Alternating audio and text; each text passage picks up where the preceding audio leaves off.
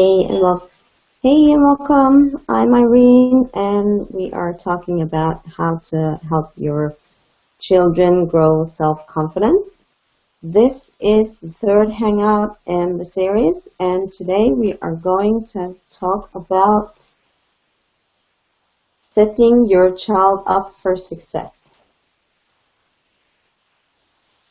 We've talked about how to improve your own self-confidence and how to play with your child, and now we are going to go deeper into how to set up your child for success. And like always, this is based on research. This is based on the research of Dr. Sears and also of psychiatrist Sigurd Stubsson. And Dr. Sears, he says that to do this, to set your child up for success, you need to see the talents that maybe your child doesn't see in himself and help him grow these talents. If you help them grow the talents that they don't see, they will grow with the intention, and they will do better, and they will get the self-confidence to do even more stuff.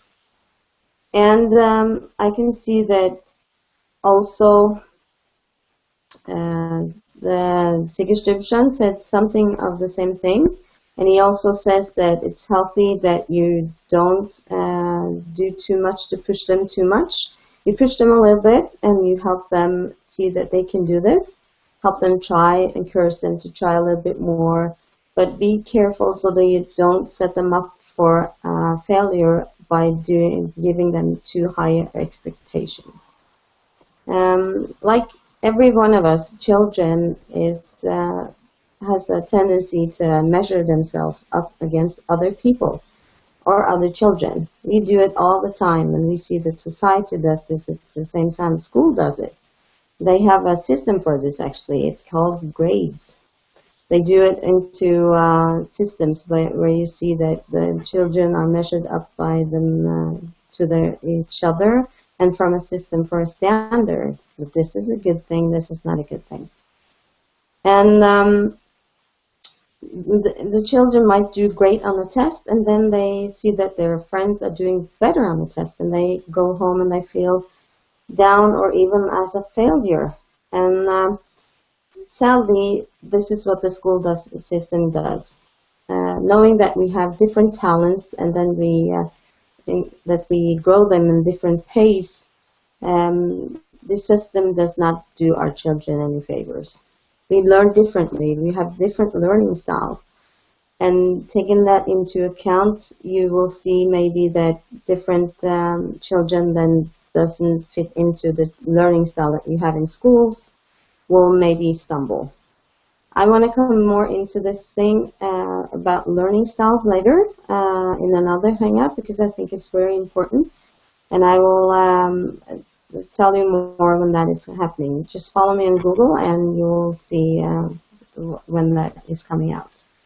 But for now, just say that the advice for helping your child grow self-confidence in this situation where every kid and every people in society is measuring up to each other, helping your child grow out of this is by letting them know that they don't have to compete to be the best.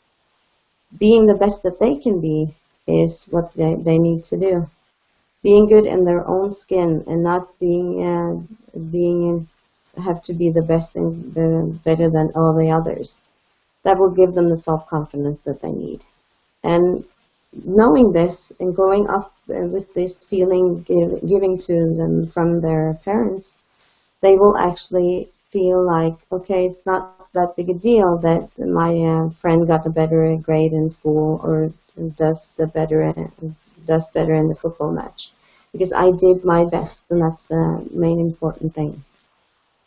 And how to do this? Actually, you have to see that the effort that they are doing are the most important thing.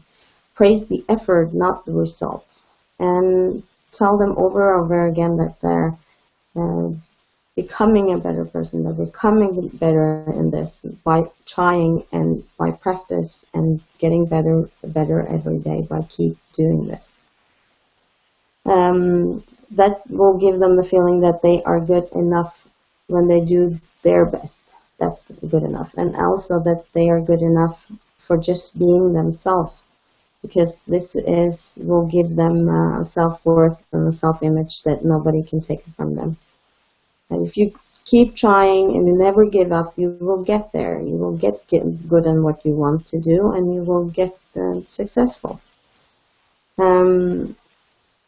But how exactly can you do this in everyday life? It's not just to praise them all the time. You have to make sure that you do it specifically. Dr. Sears says that you can also do this by giving your child a lot of eye contact, touch, and focused attention. So that when you're with them, you give them a lot of attention, and you give them attention on what they do. And other research show that if you take away the phrase, "Oh, that's so nice, you're so good at this," and replace it with specific action that you see that they are doing, and praise them on the effort, as I said, the way that they're doing things and that they are practicing, that this will also bring their self-confidence to a better health. If you see, like, this might look like, I see that you've used your colors really bright on all these butterflies to draw over there. You really work on this drawing, and I can see that the more that you draw, the better you will get. And I see that you get better and better every time you draw. So keep up the good work, and I will love to see more of your drawings. Note that I'm giving the specific on the drawing, and also that I'm praising the effort, not the result. Letting children try and fail is the best thing we as parents can do. Helping them, setting them up for success, is letting them fail sometimes. Having room for an environment back home that gives room for error helps them see that fail says for first action in learning. Zig Ziglar says, "You have made some mistakes and you may not be where you want to be, but that has nothing to do with the future. They will, if you let them be, try and fail without trying to a pillow under their arms and trying to help them all the time. They're good of falling down a little bit. It makes them understand more about life and more about how they can do things. It puts them up for success, actually.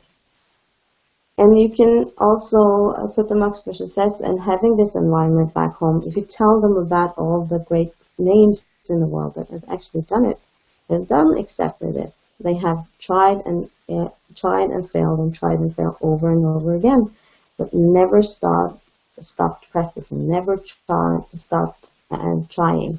You can tell them about successful stories like Bill Gates, who blew up his parents' garage trying to find his first actions in making Microsoft.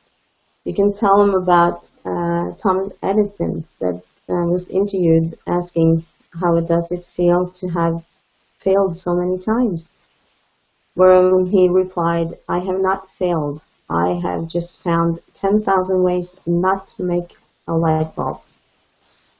Making your home safe for trial and error, and making your children know that they can try and try again, and that it doesn't matter how many times you fail or feel like you don't succeed, that will actually make them more of a success later on.